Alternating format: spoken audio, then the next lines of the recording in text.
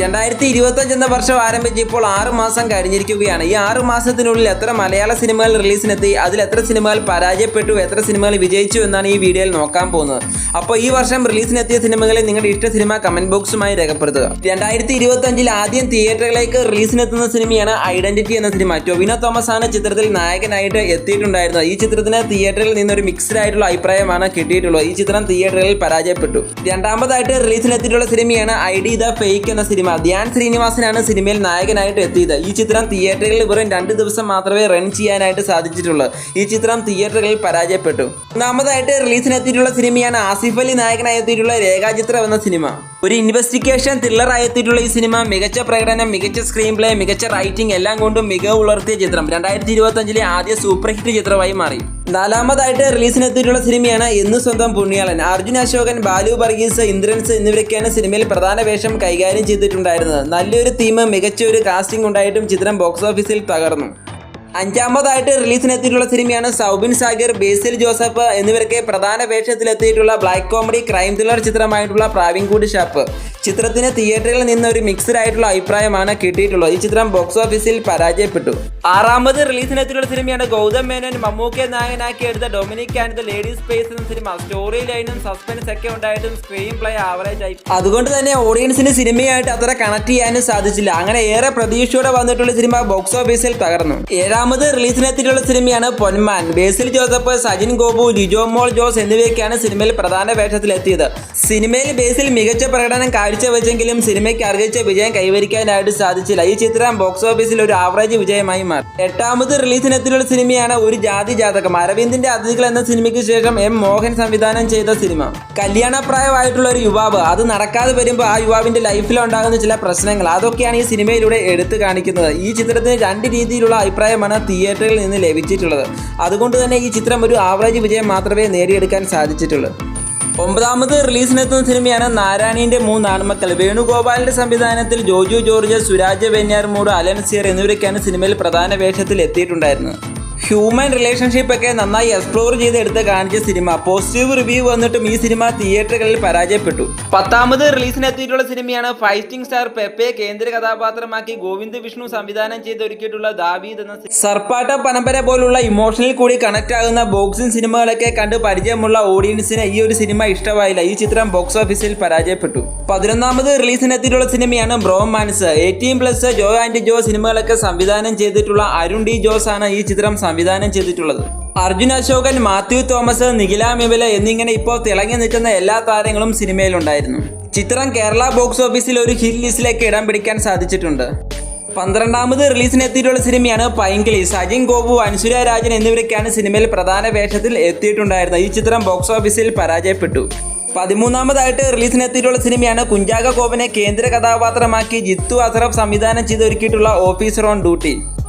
നമ്മുടെ സമൂഹത്തിൽ ഇപ്പോൾ നടക്കുന്ന അമിതമായ ഡ്രഗ്സ് ഉപയോഗവും അതുമായി ബന്ധപ്പെട്ട കാര്യങ്ങളുമാണ് സിനിമയിൽ പറഞ്ഞു പോകുന്നത്. ഈ ചിത്രത്തിന് ആദ്യ ഷോ കഴിഞ്ഞപ്പോൾ തൊട്ട് നല്ല ഗംഭീരമായിട്ടുള്ള റെസ്പോൺസ് ആണ് കിട്ടിയിട്ടുള്ളത്. ബോക്സ് ഓഫീസിൽ ഈ ഒരു ചിത്രം സൂപ്പർ ഹിറ്റ് ലിസ്റ്റിലേക്ക് ഇടം പിടിക്കാനായിട്ട് സാധിച്ചിട്ടുണ്ട്. ചാക്കോച്ചൻ്റെ കരിയറിലെ ഏറ്റവും കൂടുതൽ കളക്ഷൻ നേടിയ ചിത്രവുമായി മാറിയത്. 14ാമത് റിലീസിനെത്തിയിട്ടുള്ള സിനിമയാണ് മാർക്കോ എന്ന ബ്ലോക്ക് ബസ്റ്റർ സിനിമയ്ക്ക് ശേഷം ഉണ്ണിമോഹൻ നായകനായി എത്തിയിട്ടുള്ള ഗെറ്റ് സെറ്റ് ബേബി എന്ന ചിത്രം. പക്ഷേ മാർക്കോയുടെ വിജയം ഉണ്ണിമോഹന് വീണ്ടും ആവർത്തിക്കാനായിട്ട് സാധിച്ചില്ല. ഈ ചിത്രം ബോക്സ് ഓഫീസിൽ പരാജയപ്പെട്ടു. 15ാമത് റിലീസിനെത്തിയിട്ടുള്ള സിനിമയാണ് ബോബൻ സാമുൽ എന്ന സംവിധായകന്റെ സംവിധാനത്തിൽ നമിത പ്രമോദ്, സൗബിൻ സാഗിറൊക്കെ പ്രധാന വേഷത്തിലെത്തിയിട്ടുള്ള മച്ചാന്റെ മാലാഖി എന്ന സിനിമ. ചിത്രം ബോക്സ് ഓഫീസിൽ പരാജയപ്പെട്ടു. 16ാമത് റിലീസിനെത്തിയിട്ടുള്ള സിനിമയാണ് ധ്യാൻ ശ്രീനിവാസൻ നായകനായി എത്തിയിട്ടുള്ള ആപ് കൈസേ ഹേ എന്ന സിനിമ. ചിത്രം ബോക്സ് ഓഫീസിൽ പതിവ് പോലെ പരാജയപ്പെട്ടു. 17ാമത് റിലീസിനെത്തിയിട്ടുള്ള സിനിമയാണ് ഔസേപ്പിന്റെ ഒസിയത്ത്. ചിത്രത്തിൽ ലീഡ് റോളിൽ വന്നിട്ടുള്ള വിജയരാഘവൻ സാറാണ്. അദ്ദേഹത്തെ കൂടാതെ ദിലീഷ് പോത്തൻ, കണി കുസൃതി, കലാഫോൺ ഷാജോൺ എന്നിവരൊക്കെ മറ്റ് പ്രധാന വേഷം ഈ ചിത്രത്തിൽ കൈകാര്യം ചെയ്തിട്ടുണ്ടായിരുന്നു. ഒരു ഫാമിലി ഡ്രാമയായിട്ട് തുടങ്ങുന്ന ചിത്രം പതിയെ ഒരു ത്രില്ലർ മോഡിലേക്ക് പോവുകയാണ്.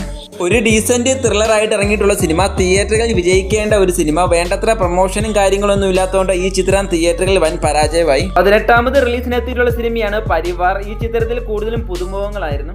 ഫഹദ്, നന്ദു, ഉത്സവം രാജീവ് എന്നിവർ ചേർന്നാണ് ഈ ചിത്രം സംവിധാനം ചെയ്തിട്ടുള്ളത്. അത്യാവശ്യം പ്രൊമോഷനും കാര്യങ്ങളൊക്കെ സിനിമയ്ക്കുണ്ടായിരുന്നു. എങ്കിലും തിയേറ്ററുകളിൽ ആളെ കയറ്റാനായിട്ട് ചിത്രത്തിന് സാധിച്ചില്ല. ചിത്രം പരാജയപ്പെട്ടു. 19ാമത് റിലീസിനെത്തിയിട്ടുള്ള സിനിമയാണ് മലയാള സിനിമയുടെ തലവര തന്നെ മാറ്റിമറിച്ച ലാലേട്ടൻ പൃഥ്വിരാജ് ടീമിന്റെ ലൂസിഫർ എന്ന സിനിമയുടെ രണ്ടാം ഭാഗമായിട്ടുള്ള എമ്പുരാൻ എന്ന സിനിമ. ഈ ചിത്രം റിലീസിന് മുമ്പ് തന്നെ പല റെക്കോർഡുകളും സൃഷ്ടിച്ചിട്ടുണ്ടായിരുന്നു. പക്ഷേ ലൂസിഫർ എന്ന സിനിമ വെച്ച് നോക്കുമ്പോൾ എമ്പുരാൻ എന്ന സിനിമ ഒന്നുമല്ല. ഈ സിനിമ റിലീസായപ്പോൾ ഉണ്ടായിട്ടുള്ള വിവാദങ്ങളാണ് ഈ സിനിമയ്ക്ക് ഇത്രയും വലിയൊരു കളക്ഷൻ കിട്ടാൻ കാരണം.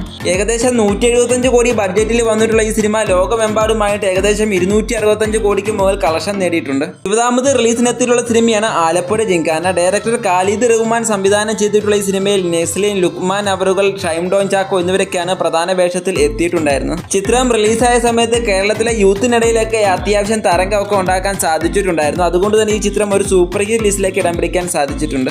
21ാമത് റിലീസിനെത്തിയിട്ടുള്ള സിനിമയാണ് അഭിലാഷം. ഷൈജു കുറുപ്പ്, അർജുൻ അശോകൻ എന്നിവരൊക്കെയാണ് സിനിമയിൽ പ്രധാന വേഷത്തിൽ എത്തിയിട്ടുണ്ടായിരുന്നത്. ചിത്രം ബോക്സ് ഓഫീസിൽ പരാജയപ്പെട്ടു. 22ാമത് റിലീസിനെത്തുന്ന സിനിമയാണ് ഡിനോ ഡെന്നീസ്. തിരക്കഥ എഴുതി സംവിധാനം ചെയ്ത് മമ്മൂക്ക, ഗൗതം മേനോൻ, ഷൈൻഡോൺ ചാക്കോ എന്നിവരൊക്കെ പ്രധാന വേഷത്തിൽ എത്തിയിട്ടുള്ള ബസൂക്ക. ചിത്രത്തിന് തിയേറ്ററുകളിൽ നിന്ന് നെഗറ്റീവായിട്ടുള്ള അഭിപ്രായമാണ് കിട്ടിയിട്ടുള്ളത്. ചിത്രം ബോക്സ് ഓഫീസിൽ പരാജയപ്പെട്ടു.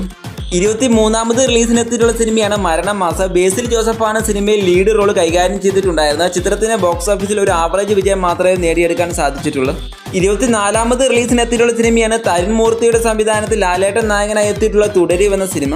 വർഷങ്ങൾക്ക് ശേഷം മോഹൻലാൽ എന്ന യഥാർത്ഥ നടനെ ആളുകൾക്ക് തിയേറ്ററിൽ കാണാൻ സാധിച്ച നിമിഷം. തുടർച്ചയായിട്ടുള്ള പരാജയങ്ങൾക്ക് ശേഷം ലാലേട്ടൻ അഭിനയിച്ച ഒരു കിടിലൻ സിനിമ. അതുകൊണ്ട് തന്നെ ഏകദേശം 50 കോടി ബഡ്ജറ്റിൽ വന്നിട്ടുള്ള ഈ സിനിമ ഏകദേശം 237 കോടിക്ക് മുകളിൽ കളക്ഷൻ നേടിക്കൊണ്ട് കേരള ബോക്സ് ഓഫീസിൽ ഇൻഡസ്ട്രി ഹിറ്റ് അടിച്ചു.